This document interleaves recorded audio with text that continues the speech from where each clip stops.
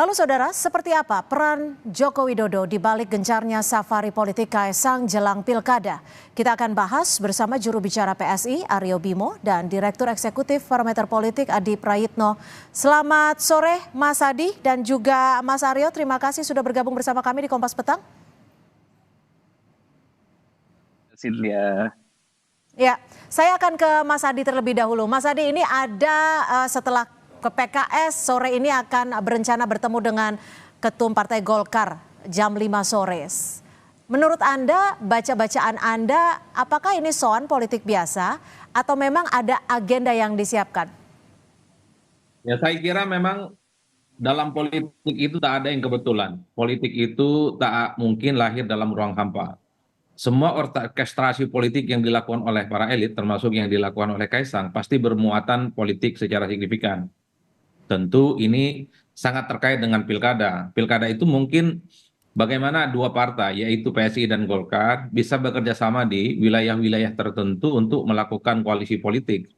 Misalnya ketika dengan PKS, misalnya PSI kan ada titik temu, misalnya di Pilkada Lebak dan Bekasi, kedua partai PSI dan PKS bekerja sama.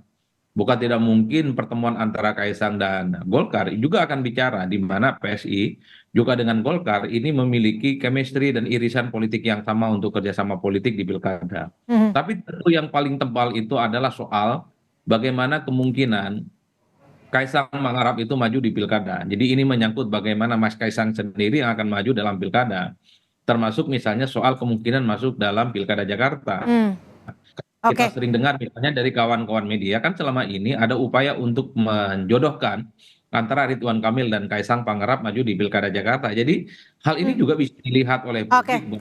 Ini bukan hanya sebatas safari politik biasa, tapi tentu untuk mempertebal bagaimana dukungan-dukungan politik soal kemungkinan Kaisang akan maju nantinya.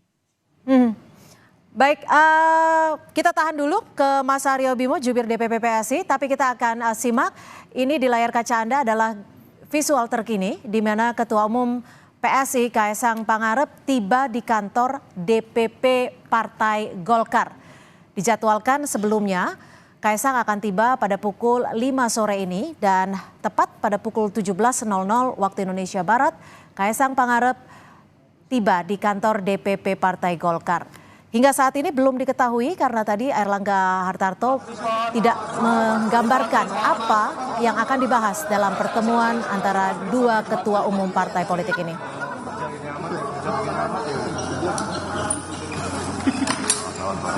Ya, sebelumnya saudara, jika kita mengingat pernyataan Airlangga Hartarto pada kemarin adalah Airlangga menyatakan bahwa besok akan dibahas. Dan betul hari ini ada pertemuan antara Ketua Umum PSI dan Airlangga Hartarto.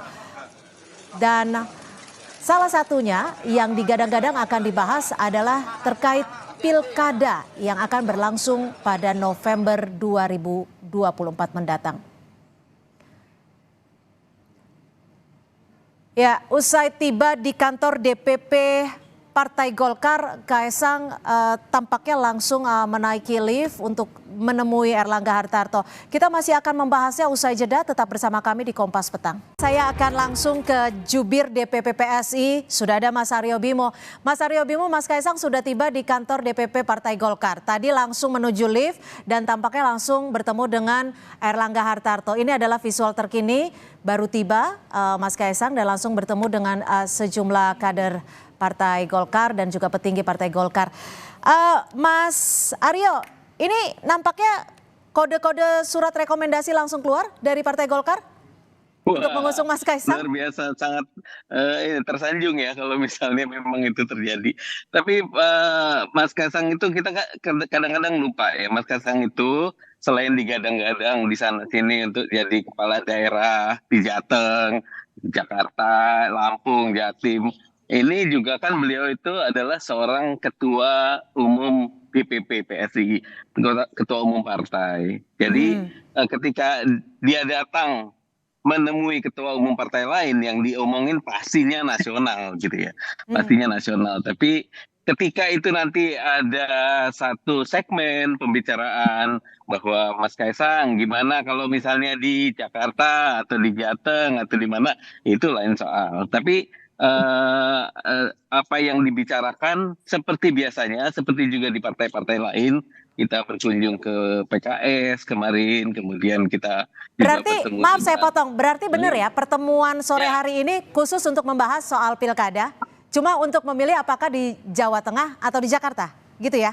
enggak juga. Persoalan politik nasional itu ke depan itu bukan hanya pilkada aja.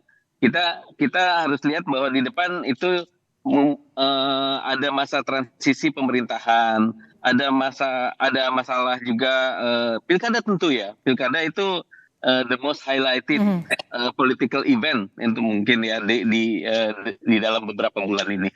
Tapi Oke. saya kira politik secara nasional itu lebih lebih make sense untuk misalnya menjadi tagline ya Oke, untuk saya hari ini gitu. ke Mas Adi Ya. Prayitno. Mas Adi, kalau Anda membacanya gimana nih? Ini pola-polanya serupa tapi tak sama atau setidaknya sama persis seperti saat Mas Bobi untuk maju dan juga saat Mas Gibran saat maju dipanggil oleh sejumlah partai untuk mendapatkan rekomendasi?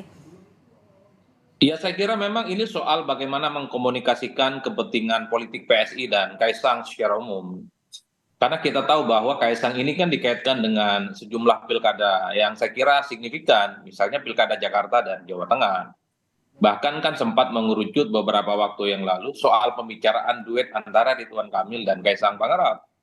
Tapi kan dalam perkembangannya misalnya Golkar itu lebih punya intensi untuk memajukan Ridwan Kamil di Jawa Barat ketimbang di Jakarta. Ini mungkin juga akan dibicarakan bahwa Ridwan Kamil kalau diusung oleh Kim bukan tidak mungkin akan disandingkan dengan Kaisang Pangarap. Hmm. Dalam konteks dinamika politik yang tarik ulur partai-partai yang ada di Kim pada saat yang bersamaan Kaisang mencoba untuk membangun komunikasi politik dengan partai lain di luar Kim seperti PKS. Ini artinya apa? PSI sebenarnya ingin kasih pesan ke publik bahwa dalam pilkada manapun termasuk di Jakarta ataupun di Jawa Tengah, bukan tidak mungkin Kaisang itu akan berkoalisi dengan partai-partai yang selama ini dianggap berjarak secara diametral. Kemarin sudah selesai dengan PKS. Artinya apa? Pintu soal koalisi PKS, PSI, dan Kaisang di Jakarta, bagi saya itu masih cukup mungkin. Karena ada kecenderungan misalnya pasca Pilpres di 2024 terjadi rekonsiliasi politik secara nasional antar partai yang saling bersaing satu sama yang lain. Bahkan sempat muncul wacana tentang bagaimana menduetkan antara Anies Baswedan dengan Kaisang Pangarap. Ini mungkin menjadi menu politik yang akan dibahas oleh partai-partai ini. Karena secara umum, Mbak, kalau Oke. saya membaca rata-rata, antara elit partai ini sepertinya berkawan satu sama yang lain.